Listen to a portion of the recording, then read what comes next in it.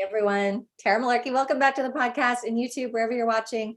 Today I'm going to talk to you about the 5 things I would do if I was starting over, if I needed to start over again as an entrepreneur and my business. I want to give you the fastest path to getting going and exactly what I would do knowing what I know now. Pretty short episode, but it's going to be jam-packed with lots of gems.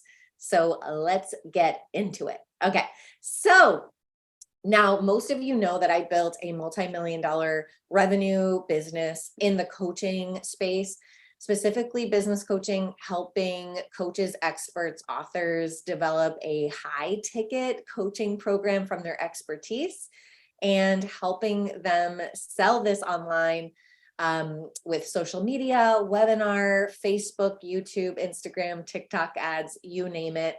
Essentially the sales and marketing, but mostly the mindset. Like, how do you need to think about this so that it's actually successful?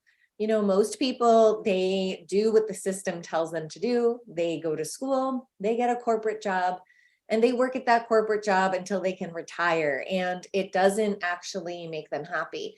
And so now we have such an increased amount of opportunity and different things that we can do to get ourselves out of working jobs that we don't like and that doesn't give us purpose and happiness. And so I think we're living in one of the best times ever on the planet for living your purpose and making a difference in people's lives, but also for financial independence, location independence, and freedom so that we can be the best being that we came here to be and live out God's destiny for our life. Okay, so are you ready?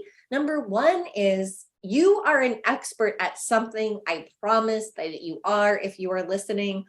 And so the mindset that you need to have going into it is that I know something about something that people do not know. Most people don't know. It doesn't mean have to be everyone, but most people don't know. I know about it. I can teach other people about this. And this meets a need in the marketplace. Okay. So the first thing is you want to create an offer, create something that you can teach someone else how to do, how to create, how to change their life in some way. And just remember that it needs to be something that people actually need. So marketplaces happen from meeting needs. Any business that's started, it only survives if it meets a need. So I'll give you an example. The other day I was on a boat here in South Florida, and someone said that all of the multi-million-dollar houses that are along the intercoastal in South Florida, all of them have until sometime in 2024, so next year, to raise their dock. So all these houses are like on the water, not on the ocean, but on the intercoastal. We have these waterways here, if you're not from here. And so because of rising water levels, they have made it a requirement that all of these houses have to raise their dock, a certain some certain level of feet or something like that. And so they need to redo their dock, and they need to, while they redo it, they need to raise the level of the dock. This costs thousands and thousands of dollars. And so the person said, hey, if you're looking for a business idea, or if anyone is looking to start a business, this might be a great business to think about starting. Okay. So my point here is that you want to start a business that it meets a need. People are on Google searching, who can they hire to help them with this? Okay. Now, who you're marketing to really, really, really matters. So you want to become and you want to get really intimate with who this is. And in the coaching space, usually you're helping someone achieve something. You're helping someone start a career that they love, make more money, or you're helping them become more healthy. So maybe losing weight or healing some disease naturally, or you're helping them in their relationship. So a lot of therapists have now become coaches because they can help people in their relationships.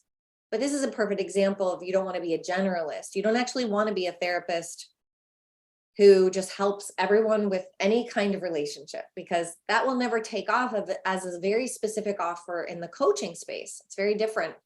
You're going to want to be very specific on who you're talking to. So if your expertise is really in, with women who, are maybe looking for their first partner, like maybe their first marriage, hopefully their forever marriage, but like say they've, haven't been married and they're looking for their husband. As opposed to someone who is later on in life, maybe they've been divorced and now they're looking to heal, and, they're looking to heal from their divorce and perhaps get into a new relationship. And so that would be another archetype within the relationship niche, another person that you could focus on. And just notice that right where I said that, right, there's the result, which is they want a relationship, right? So there's some pain there. The pain is that they don't have the relationship that they want, and they want a relationship. So these are the things that you want to get clear on. We don't just want to, make an offer for anyone who wants healing in any area of their life. That's probably the biggest, mistake that most coaches that start as life coaches make. Health coaches, even within health coaching, you got to niche down like exactly who it is you're talking to. Are you talking to young women or menopausal women, or, like how much weight do they have to lose, or, what kind of diets have they done, and what are they looking for now? Like, how is your method different? So these are all the things you can get help with when you hire a coach, but you want to create an offer that people need. Okay. Number 2 is you want to create great content that positions you as the expert to solve the problem. And this is where a lot of people get, tripped up, because, they have to learn the whole social media game of like creating content. And you know what? It's really not as difficult as it needs to be, but you might have to overcome some hurdles of resistance within you of being seen and being heard. And you might feel like an imposter, like you're not good enough, and there's all these other people who are better than you, and all that is normal. Everyone goes through that. So just know that. You kind of just have to, dig deep within yourself and know that, like, if God gave you this vision, like if God gave you this desire, then you're meant for it. And you're just going to have to muster the courage to get through those like doubts that you have about yourself. Okay. And then you're going to put yourself out there. So like find out what the medium is that you feel most comfortable with. Maybe it's podcasting, maybe it's YouTube videos, maybe it's Instagram reels, maybe it's, writing emails. All of those things are great to do, all of them, but you don't have to start with all of them. Like pick one that feels like good to you. And you just want to start one by one, like having an audience, having people who, want to listen to you and, are interested in what you have to say and what you have to offer. Okay. And then number 3 is once you start doing that, even if you have 3 or 4 or 5 people listening to you, you want to start having some conversations. Okay. You want to start, having conversations in the DMs or, however it is that you want to start the conversation, and start to learn about your audience, start to learn about what they're looking for, what their doubts are about working with a coach, what are their dreams, what do they want to achieve in this area of their life. And then you want to set sales appointments.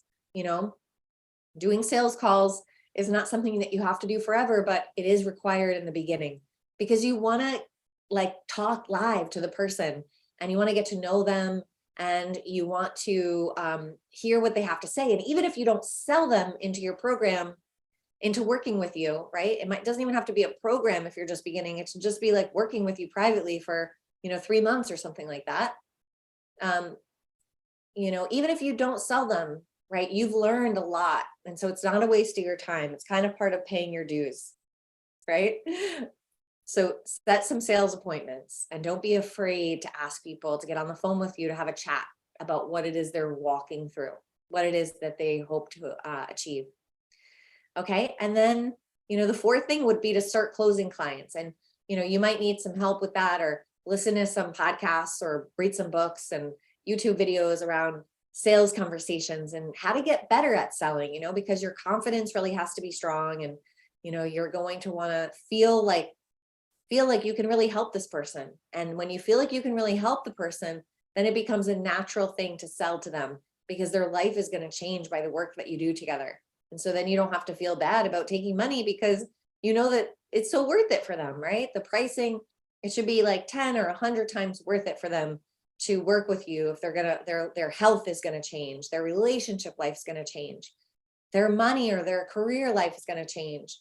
These offers are life changing and they're really priceless, right? There's really no amount of money someone could put on and say, I regret that because, you know, um, their life, if their life changes in that way, the happiness and the qualitative area of their life is going to change so much that it's going to be so worth it for them to have made that investment. And then number 5, the main thing that I would do if I was starting over and really remembering is that you can't quit. And there's 2 pieces to this. You can't quit when it gets hard, okay? Because it will get hard. Meaning there will be times you'll feel like it's not working, and that's when you're going to want to quit. You'll have moments that it will feel like this is not going to work out, right? That you can't do this, that it's not going to work. And so you have to get through those moments because all of us have gone through those moments, okay? You can't quit. You got to just keep going in those moments.